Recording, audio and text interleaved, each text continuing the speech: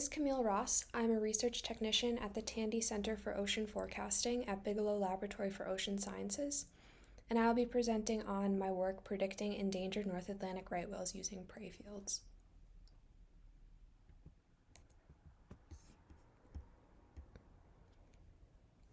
So just a little bit of background, copepods like Calanus bimarchicus pictured here on the right are foundational in the Northwest Atlantic, and they serve as fundamental prey resources for a range of higher trophic level species, including North Atlantic right whales.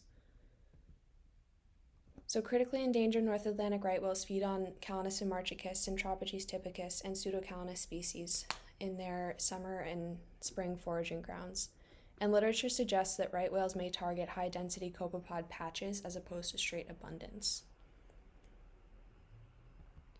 So the central questions of this talk are: what is the ideal threshold for different copepod species, meaning the threshold above which feeding would be energetically feasible for a right whale, and can these copepod models improve the right whale decision support tool? So just a little bit on forecasting and modeling. So forecasting is an important tool to understand where right whales may be and when. And since right whales are threatened anthropogenically by ship strikes and entanglement in fishing gear, models like the decision support tool help managers put conservation measures in place preemptively. And feedback has consistently indicated that models such as the decision support tool would benefit from the addition of prey layers. Creating and improving models is an iterative process. So models like the copepod models described here go into things like NOAA's decision support tool. Then NOAA's take reduction team, a group of stakeholders, meets to discuss the decision support tool, which then leads to iterative improvements in models like these copepod models. So we are using something that we like to call the feeding threshold approach. So we reviewed the literature on right whale feeding in Cape Cod Bay and the Gulf of Maine, and found a number of theoretical feeding thresholds above which feeding is energetically feasible for right whales. We decided to call these regions copepod patches, which we've defined here as high-density aggregations that exceed a given theoretical right whale feeding threshold. Just a little bit about our modeling procedure. So we started by selecting a data set. So we had marine biodiversity observation network data, we had Ecomon data, and we had CPR, or continuous plankton recorder data. We ultimately chose to use the Ecomon data, mostly because the data are collected with a 333 micron mesh net, which is theoretically the same filtering efficiency as right whale baleen. And we have both unstaged and staged Ecomon data. So what this means is the unstaged Ecomon data is everything that is captured in the 333 micron mesh net, and the staged Ecomon data is the copepod data divided up into stages, of which we selected only C4 through C6 for Calanus bimarchicus. For Centropodes typicus and Pseudocalanus, we only used the unstaged data. Next, we selected some covariates, and we did this using a correlation analysis. We decided to use a random forest model because it performed better than other models such as generalized additive models and boosted regression trees.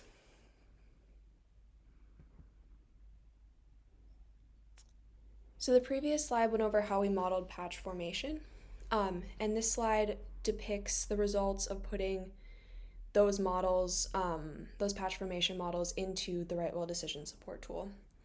And this just represents a very preliminary test where we only included one covariate at a time with the addition of the depth covariate, just to kind of see like the initial restricted maximum likelihood scores and which models or which copepod models / covariates helped the decision support tool the most.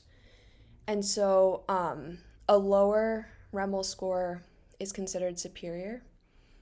So bottom temperature had the lowest REML score, followed by the 1,000 individuals per meter squared unstaged Centropodes typicus model, and then the 10,000 individuals per meter squared staged Calanus bimarchicus model.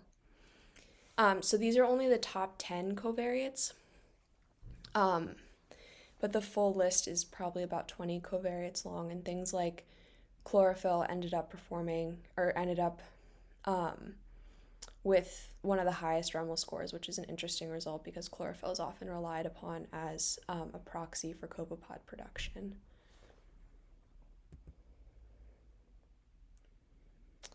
So here is a response curve for bottom temperature and depth. So depth is on the left and bottom temperature is on the right. On the x-axis are the values of depth and bottom temperature, and then on the y-axis are the smoothing functions that the generalized additive model, that is the decision support tool, used. And these can undergo a series of transformations to get to right whale density.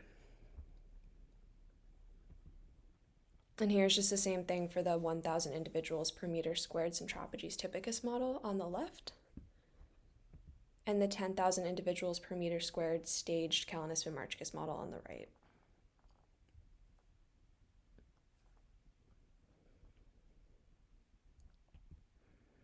So the take-home message of this presentation is that copepod data layers appear to improve the decision support tool in preliminary tests.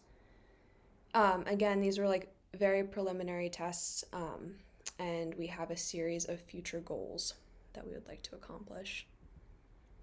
So these include deciding which copepod layers are the most beneficial to the model, and we would like to do this using REML scores and percent deviance explained, which was not touched upon in this talk.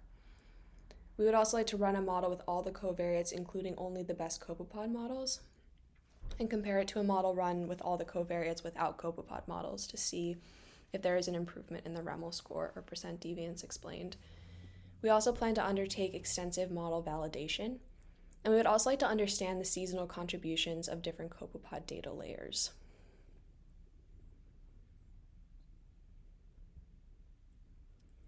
All right, thank you for listening to my talk. I would like to acknowledge my co-authors, Jason Roberts, Jeffrey Runge, Benjamin Tupper, and Nicholas Record, and the people who collected the right whale data and the people who collected the Ecomon zooplankton data, as well as my funding sources. Again, thank you for listening.